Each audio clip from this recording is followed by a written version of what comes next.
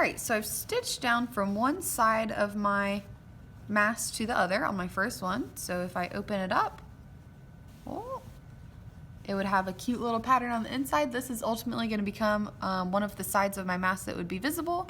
And this whole seam and everything is going to be seen on the inside of my mask.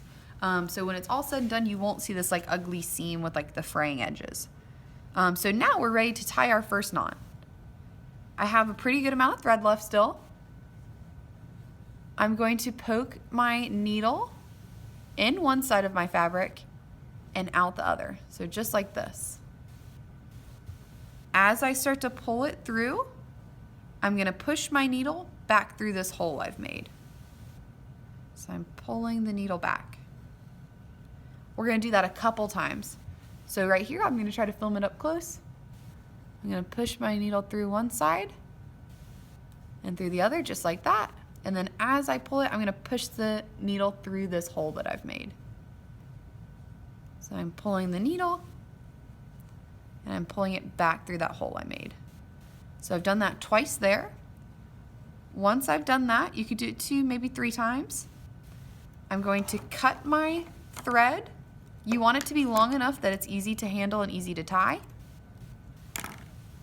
Cut my thread so I still have a good bit to work with.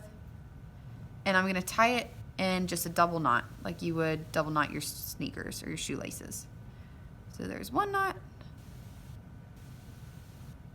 And there's a second. And before I did this, I did make sure that my stitches weren't pulled anywhere. There was no snags in my fabric.